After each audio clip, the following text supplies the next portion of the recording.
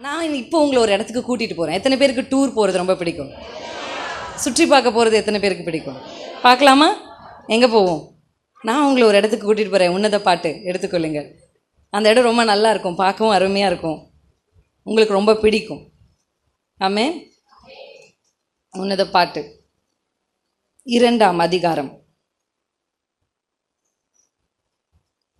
3ஆம் அதிகாரத்துக்கு வாசிச்சுட்டு அதுக்கப்புறம் 2ஆம் அதிகாரத்துக்கு வரலாம். 4ஆம் அதிகாரம் 12ஆம் வசனம். என் சகோதரியே, என் மணவாளியே, அடைக்கப்பட்ட தோட்டமும் மறைவு கட்டப்பட்ட நீரூற்றும் முத்தரிக்கப்பட்ட கிணறுமாயிருக்கிறாய்.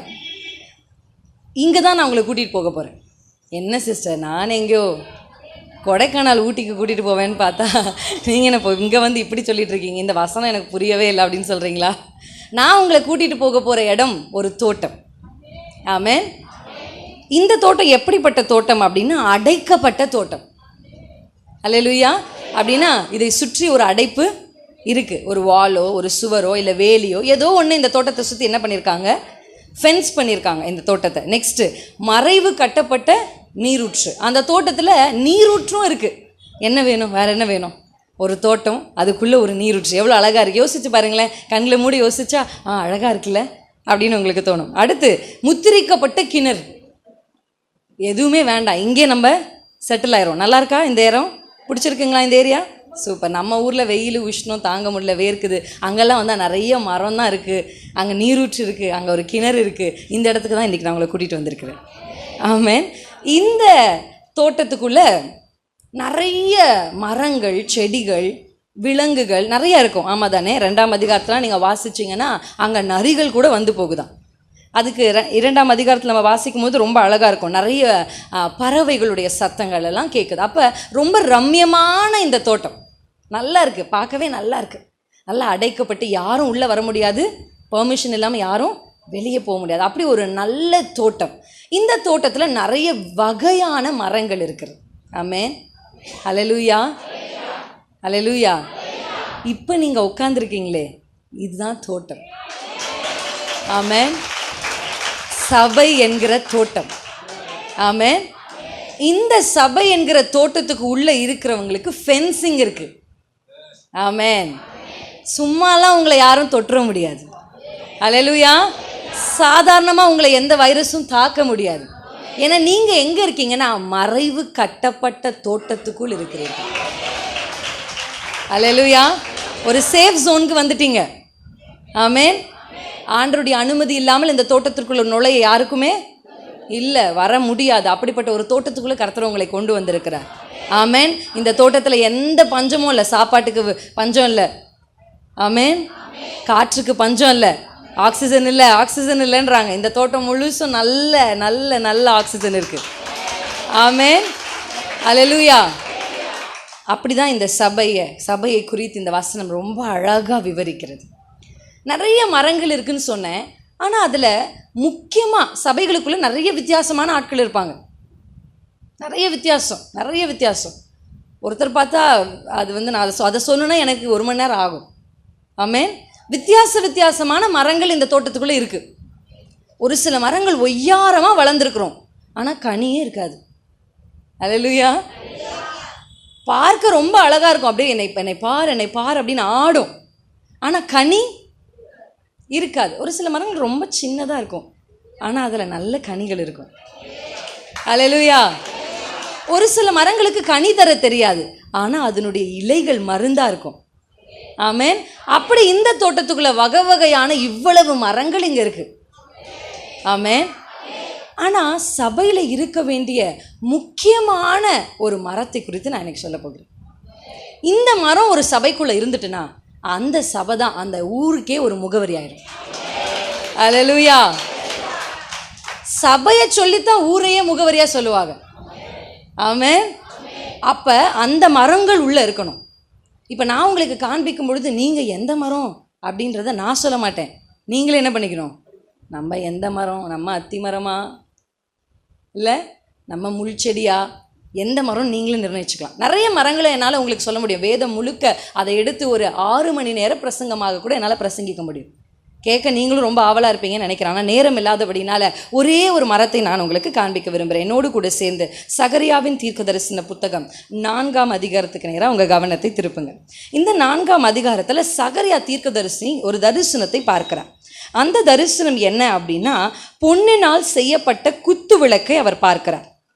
அல்லேலூயா. குத்து விளக்கு பார்த்துருக்கீங்களா? எத்தனை பேர் பார்த்துருக்குறீங்க? ஆமேன். எல்லாம் இங்கேருந்து திருடினது தான். அல்லேலூயா. எல்லாம் இங்கேருந்து திருடினது தான். ஆமேன். இங்கே தான் ஃபஸ்ட்டு குத்து விளக்கு.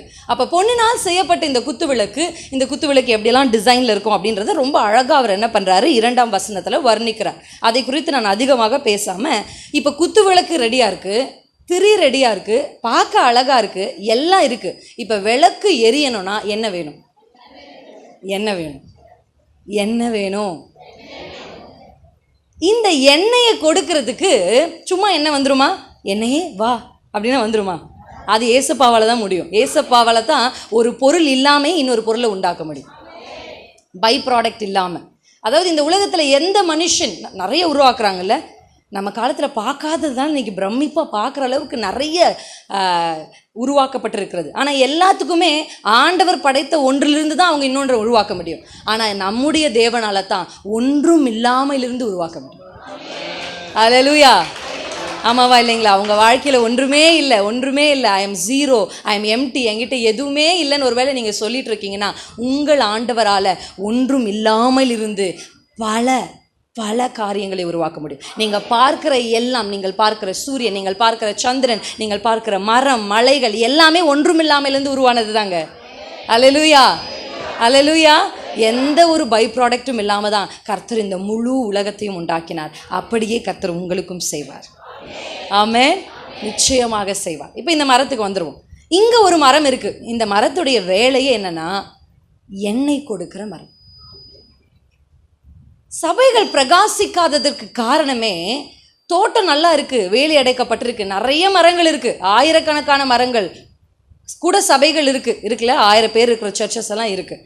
ஆனால் சபை இன்னும் எரியலை. அல்லேலூயா. காரணம் என்னன்னா, நிறைய மரங்கள் இருக்குது, ஆனால் எரிய வைக்கிற எண்ணெயை உருவாக்குகிற இந்த ஒலிவ மரம் இல்லை. அல்லேலூயா. 2 ஒலிவ மரம் ஆண்டருக்கு போதுமா இந்த குத்து விளக்கை எரிய வைக்க? அப்போ இந்த வசனத்தை நான் வாசிக்கலாமா? என்னோடு கூட சேர்ந்து சகரியாவின் தீர்க்கதரிசன புத்தகம் 4ஆம் அதிகாரத்தினுடைய 11ஆம் வசனத்தை வாசிப்போம்.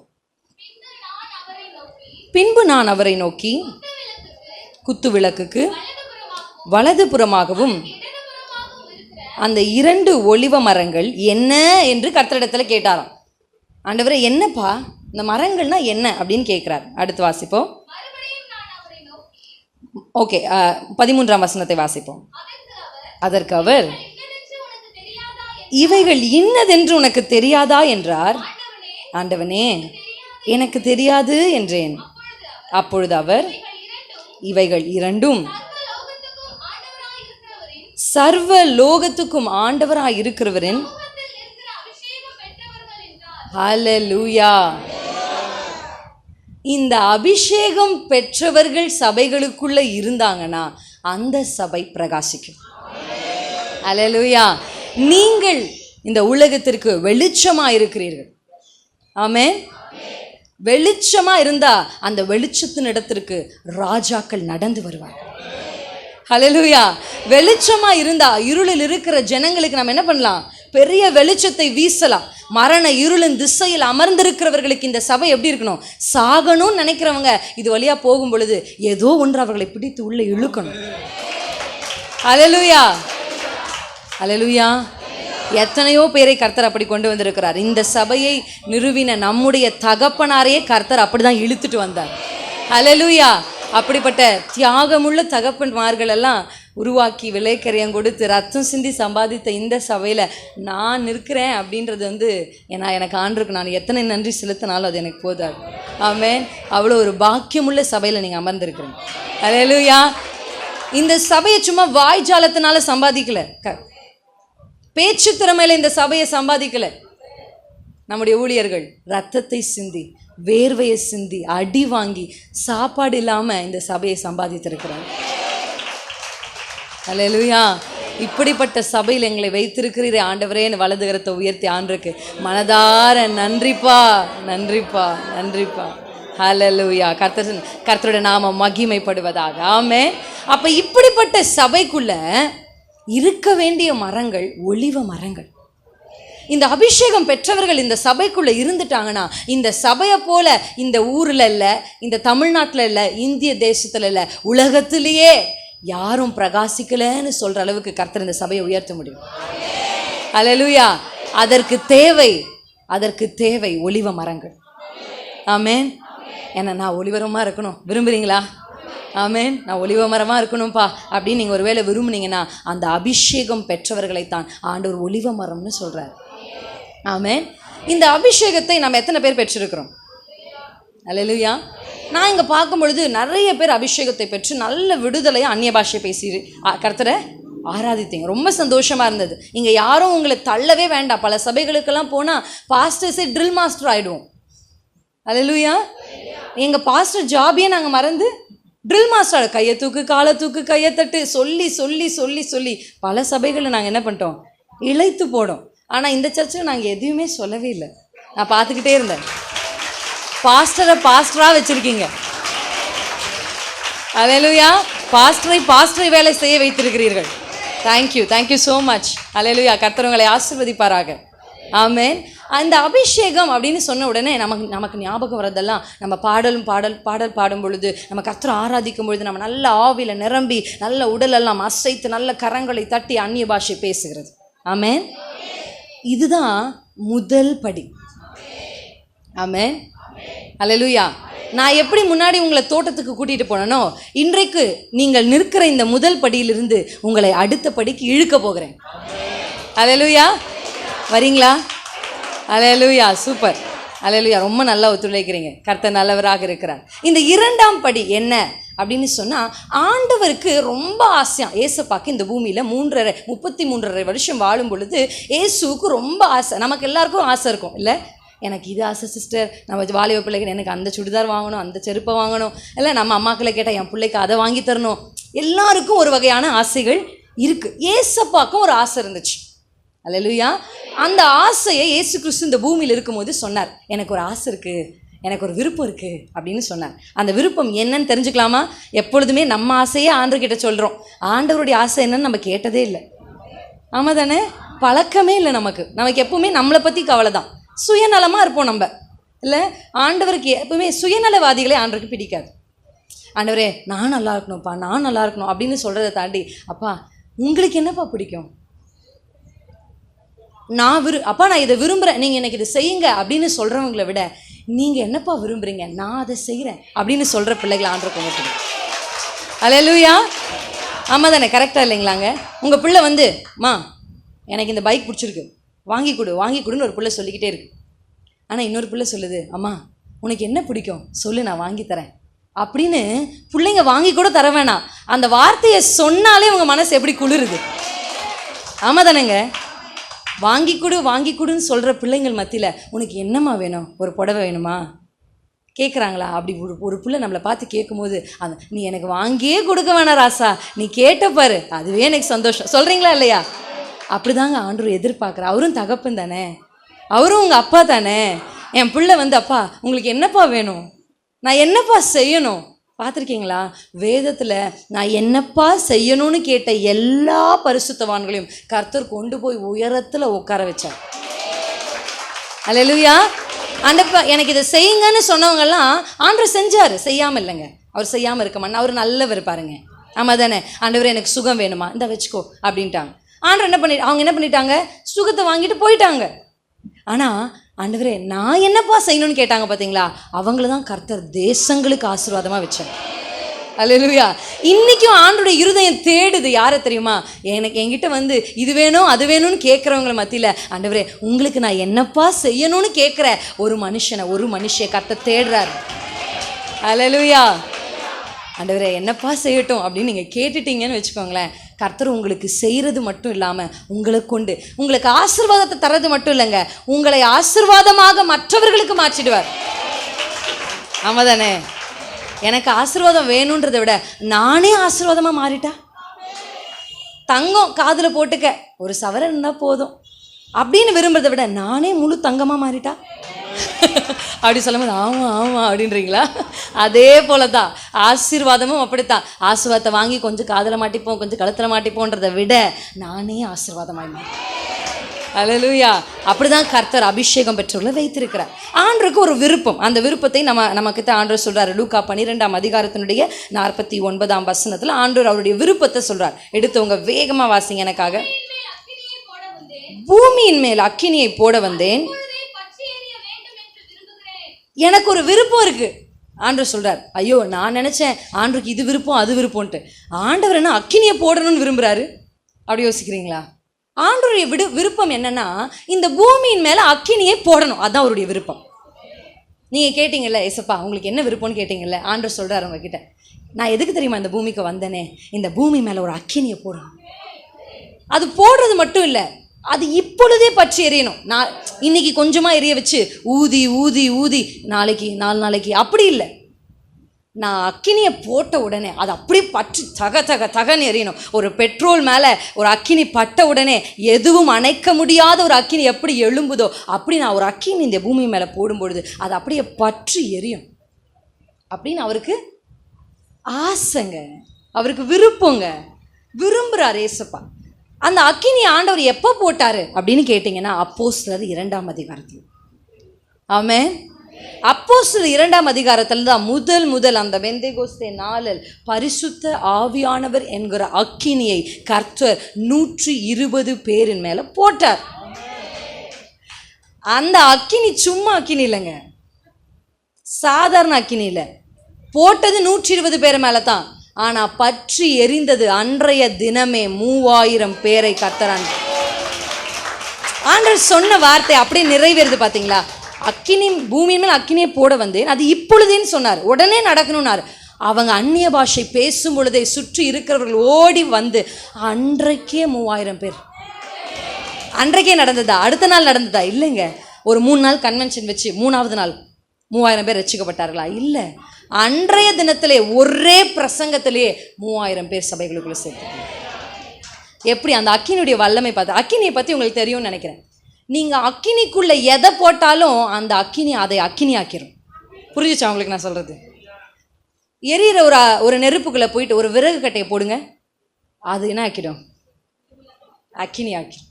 போய் ஒரு பேப்பரை போடுங்க, அதை எதை நீங்கள் அந்த அக்கினிக்குள் போட்டாலும் அது என்ன ஆக்கிரும்? அக்கினி ஆக்கிரும். யோசிப்பீங்க. அப்போ தண்ணி ஊற்றுனா யோசிப்பீங்க தானே? நம்ம யோசிக்க மாட்டோம், வாலிப பிள்ளைங்க சில பேர் யோசிப்பாங்க. ஆமாம், என்னக்கா அப்படி சொல்கிறீங்க, எதை போட்டாலும் அது தண்ணி ஊற்றுனா எப்படி அக்கினி ஆகும் அப்படின்னு நீங்கள் கேட்குறீங்களா?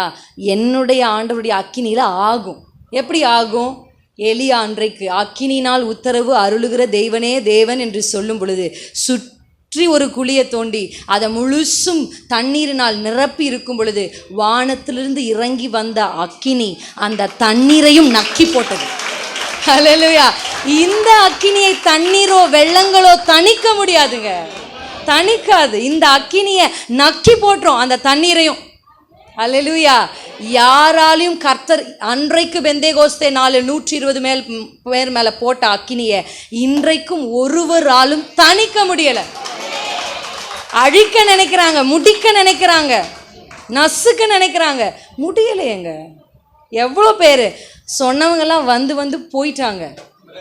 ஆமென். வந்து போனார்கள். ஆனால் இந்த அக்கினியை ஒருவராலும் தணிக்க முடியாது. அப்படி ஒரு அக்கினி அன்றைக்கு 120 என்ற குறைவான எண்ணிக்கையின் மேல் கர்த்தர் போட்டது. எப்பயுமே ஆண்டவருக்கு இந்த மைனாரிட்டினா ரொம்ப பிடிக்கும். அல்லேலூயா. நான் சொல்கிற மைனாரிட்டி அந்த மைனாரிட்டி இல்லை. எவ்வளோ பேர் இருந்திருப்பாங்க அந்த எருசலேமுக்குள்ள. வசனம் சொல்லுது, சுற்றி இருக்கிற சகல தேசத்திலிருந்தும் அந்த யூதர்கள் அந்த நாளைக்கு வந்திருந்திருக்காங்க பெந்தேகோஸ்தே நாளுக்கு. அப்போ ஆயிரக்கணக்கான லட்சக்கணக்கான மக்கள் இருக்கும் பொழுது கர்த்தர் அந்த லட்சங்களின் மேல் கண் வைக்காமல் எனக்காய் காத்திருக்கிற 120 பேரின் மேல் கண் வைத்தார். அல்லேலூயா. எத்தனையோ வீரர்கள் சின்ன வயசுல இந்த யுத்தத்துக்கு பழக்குவிக்கப்பட்டு யுத்தத்துக்கு ஆயத்தமாய் அணிவகுத்து உடை உடுத்தி கைகளில் ஈட்டிகளை வாள்களை பிடித்து கொண்டு யுத்தத்துக்கு தயாராக இருக்கும் பொழுது அந்த வீரர்கள் மேல் கர்த்தர் கண் போட்டு அவர்களை அபிஷேகித்து கோலியாத்தை தூக்காம மைனாரிட்டியா இருக்கிற ஒரே தாவீதை கையில் எடுத்தார் என் கர்த்தர். அல்லேலூயா, அல்லேலூயா. சைஸ் முக்கியம் இல்லைங்க, வயசும் முக்கியம் இல்லை, அபிஷேகம் தான் மேட்டர். ஆமென். யாருக்குள்ள அக்கினி இருக்கோ அவங்க பற்ற வைத்துருவாங்க. அவங்களால சும்மாவே இருக்க முடியாது. ஆமென். எனக்குள்ள அந்த அக்கினி இருக்கு. நான் பஸ்ஸில் போனாலும், அல்லேலூயா, ட்ரெயினில் போனாலும், ஆட்டோவில் போனாலும் அந்த அக்கினி அடுத்தவங்களுக்கு போடாமல் விடவே மாட்டேன். நேற்று கூட என் கணவர் என்னை குறித்து சாட்சி சொல்லிட்டு இருந்தார். அடி கூட வாங்குற அளவு கூட வந்திருக்கு. சொல்லிக்கிட்டே இருப்பேன் இயேசுவை பற்றி. அல்லேலூயா. ஏன்னா எனக்குள்ள இருக்கிற இந்த அக்கினி என்னால் பற்ற வைக்காம இருக்க முடியலைங்க, அதை தணிக்க முடியலைங்க, எரிந்து கொண்டே இருக்கிறது. அல்லேலூயா. அப்படிப்பட்ட அக்கினியை நீங்க பெற்றிருக்கிறீங்களா? ஆமென். அந்த அக்கினியை பெற்றிருக்கிறவர்களுக்கு அடையாளம் என்ன?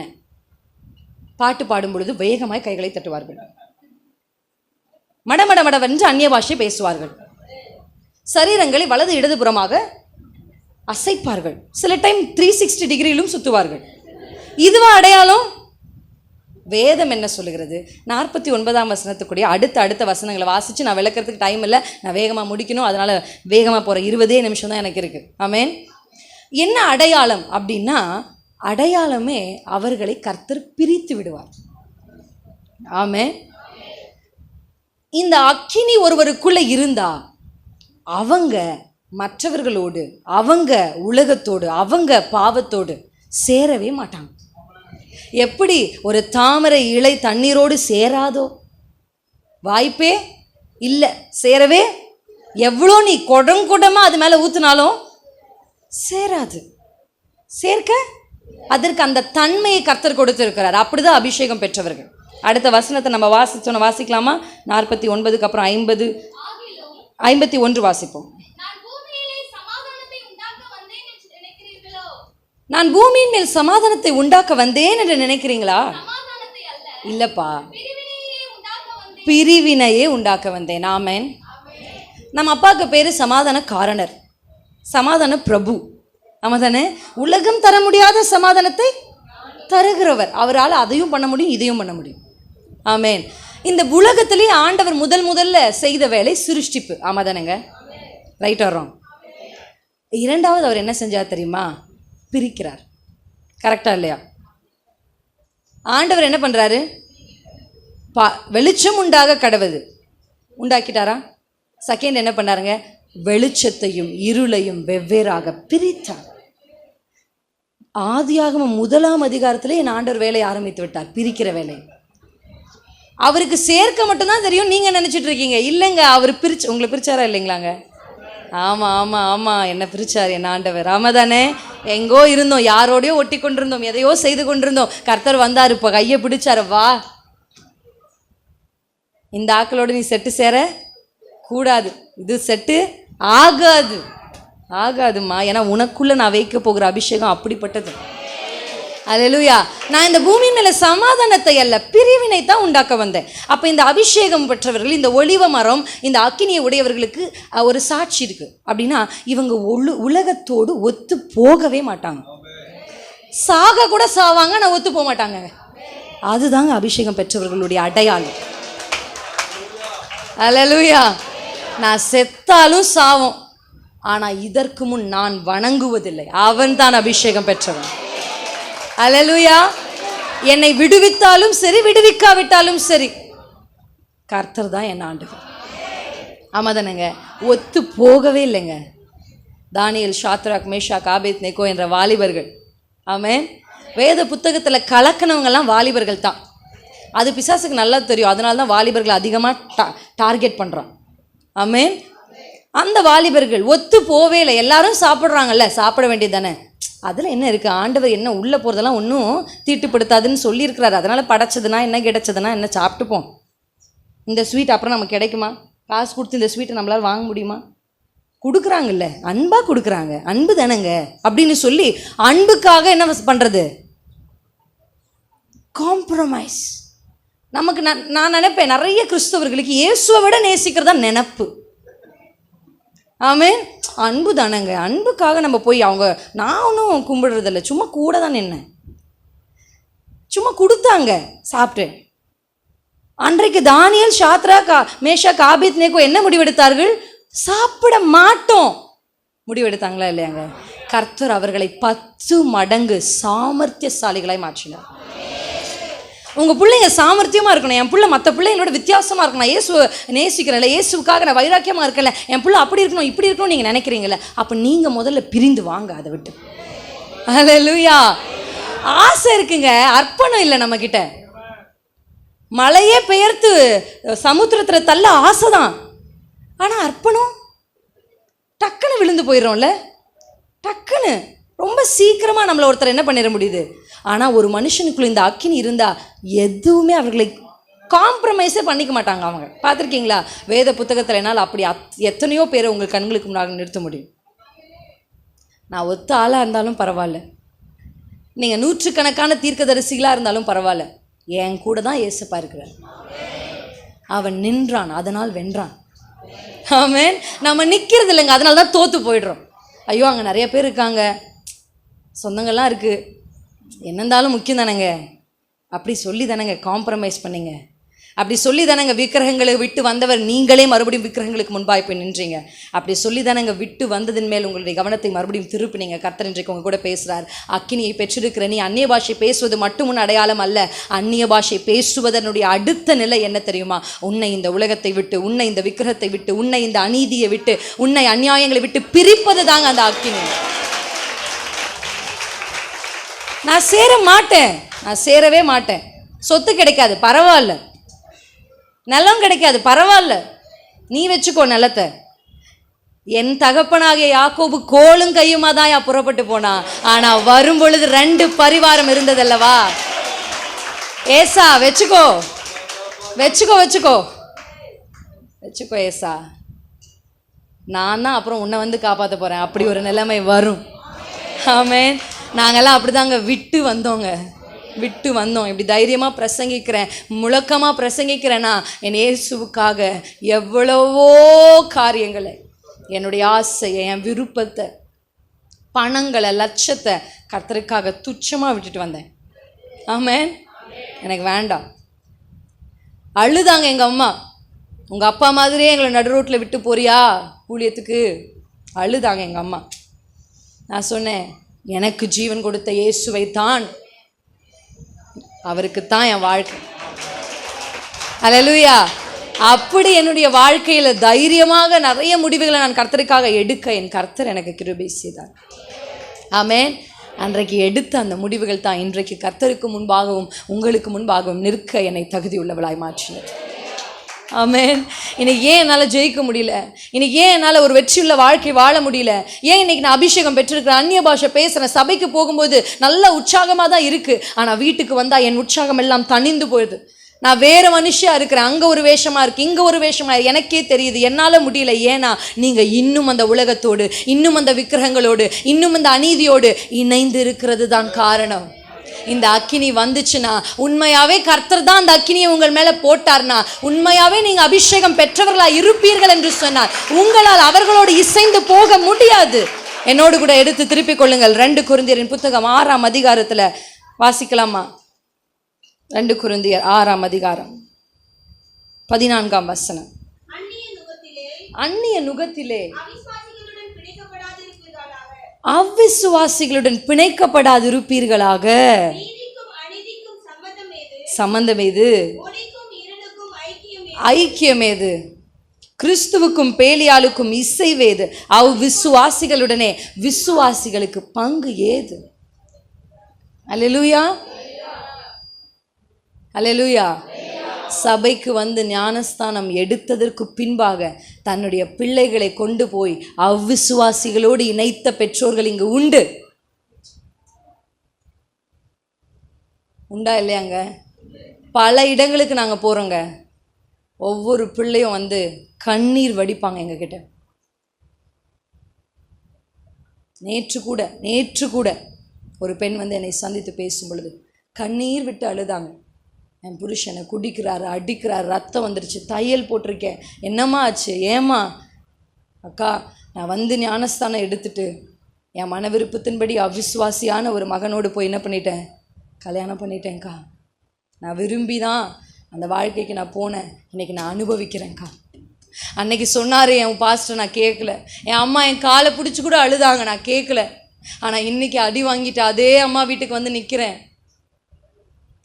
எத்தனையோ பெண்கள் கண்ணீரோடு இன்றைக்கு இருக்கிறதற்கான காரணம் அவ்விசுவாசியோடு இணைந்ததினால் தானே, இசைந்ததினால் தானே. என்னை கேட்குற வாலிப பிள்ளைகளுக்கு நான் உங்களுக்கு சொல்கிறேன், நல்லவனாக இருக்கான், அன்பாக இருக்கான், நல்லவளாக இருக்கா, அன்பாக இருக்கா, நல்லா பார்த்துப்பா, இதெல்லாம் இல்லைங்க.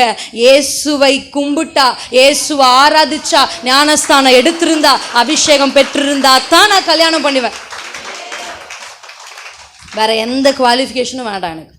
படிக்கலைனாலும் பரவாயில்ல, வேலைக்கு போகலனாலும் பரவாயில்ல. அப்படி நீங்கள் விரும்பணும். என் மருமக அபிஷேகம் பெற்றவளாக இருக்கணும்னு நீங்கள் விரும்பணுங்க. என் பிள்ளை கல்யாணம் ஆகாமல் கூட வீட்டிலே கிடக்கட்டும், ஆனால் அந்நிய நுகத்தில் என் பிள்ளையை இணைப்பதில்லை. முடிவெடுங்க. எனக்கு தெரியுங்க, எங்கள் ப்ரேயர் டீமுக்கு வந்திருக்கிற அக்கா 32 வயசு ஆகுது. அந்த ஒரு அக்கா தான் அந்த வீட்டில் ரட்சிக்கப்பட்டிருக்காங்க. இது வரைக்கும் இயேசுவை நம்புகிற அபிஷேகம் பெற்ற பையனை தான் கல்யாணம் பண்ணுவேன்னு காத்திருக்கிறாங்கங்க.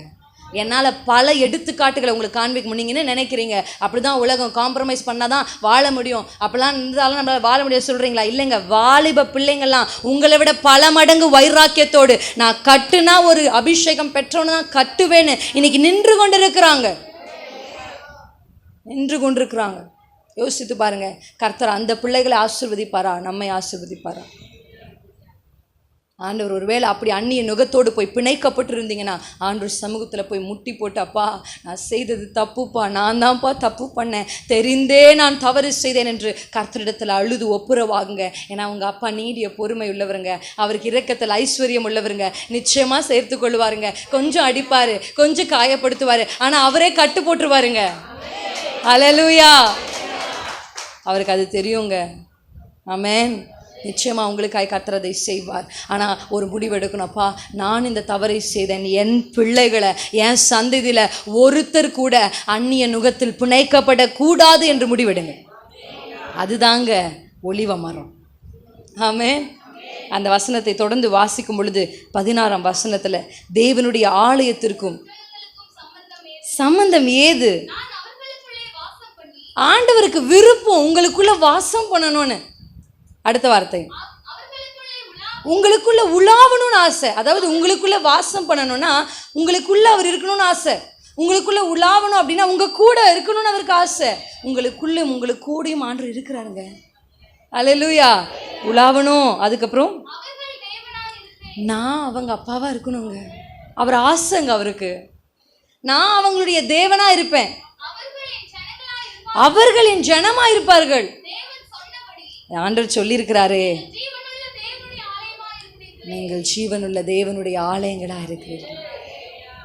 அல்லேலூயா, அல்லேலூயா. நீங்கள் தாங்க ஆண்டவர் தங்குற ஆலயம். ஆமென்.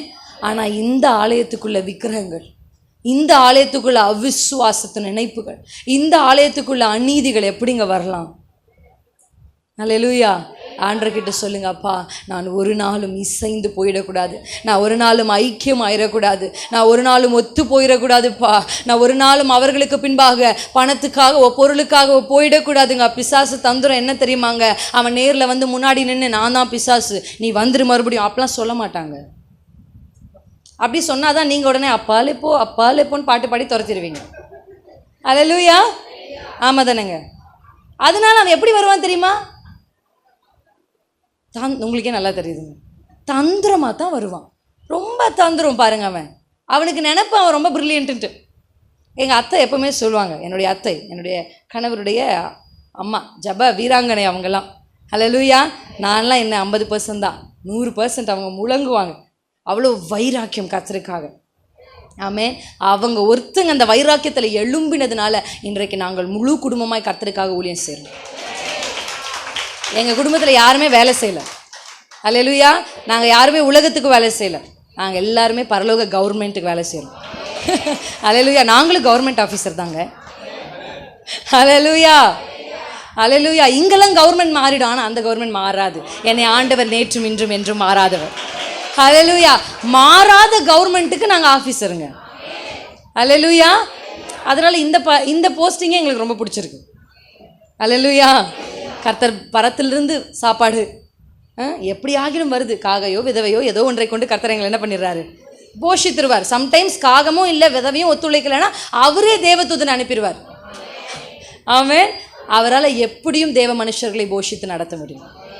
அல்லேலூயா. அப்படிதான் கர்த்தர் எங்களை நடத்துகிறார். எங்கள் அத்தை எப்பவுமே சொல்லுவாங்க, இந்த பிசாசு ஒரு முட்டாள் அப்படின்வாங்க.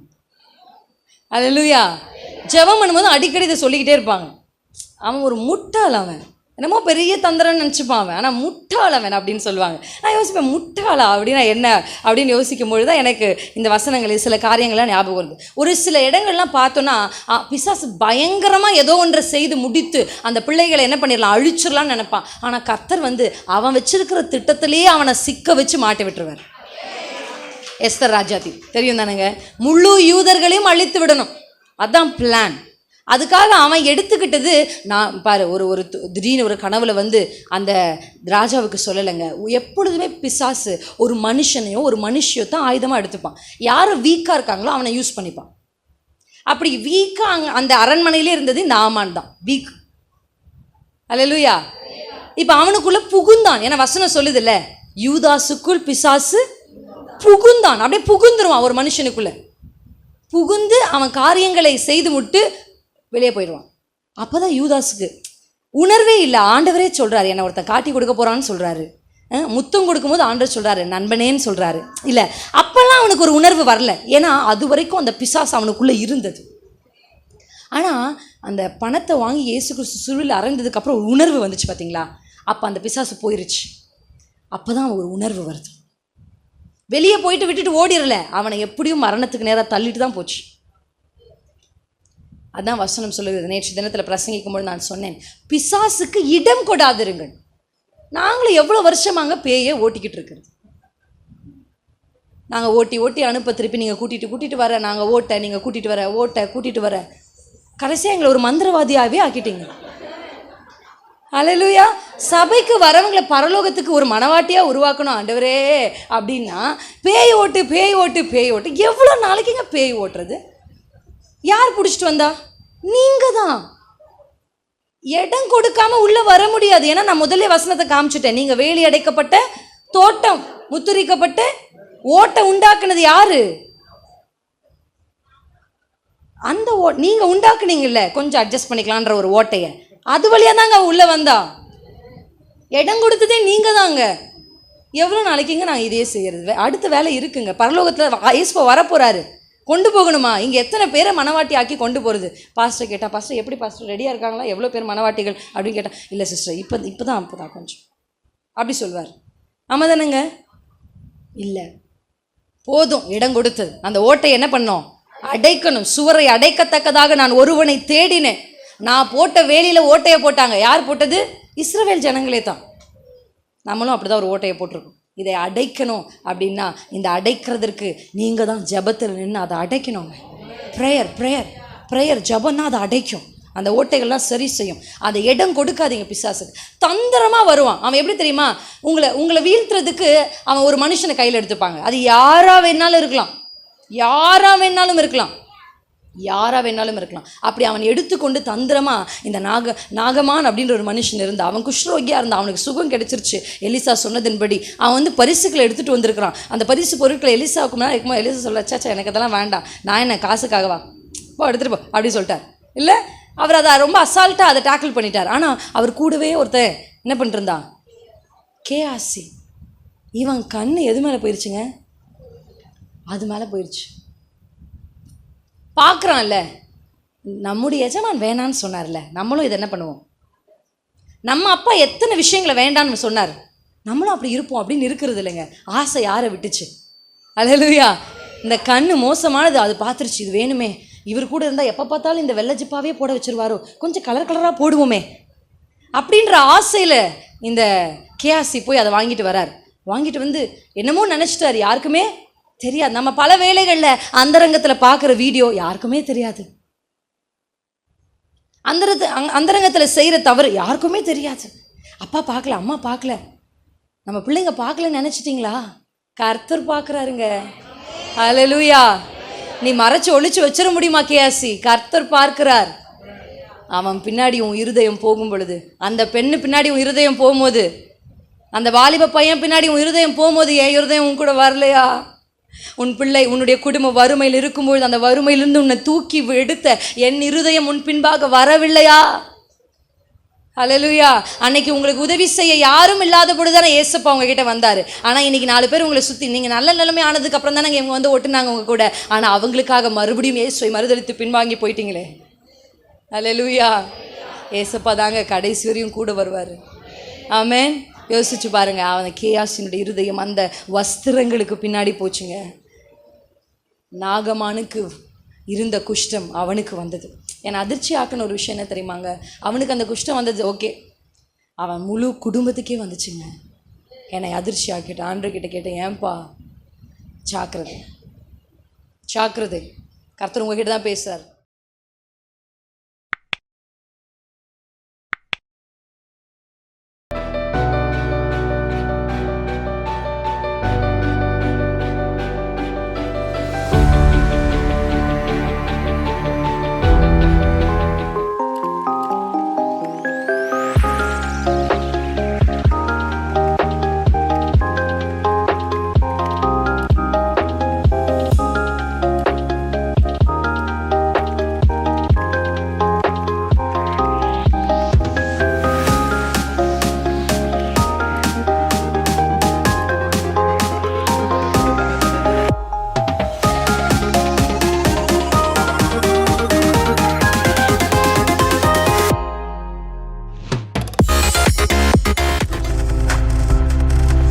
நீங்கள் பார்த்து கொண்டிருப்பது உங்கள் ஜாய் டிவி. உங்கள் துக்கம் சந்தோஷமாய் மாறும்.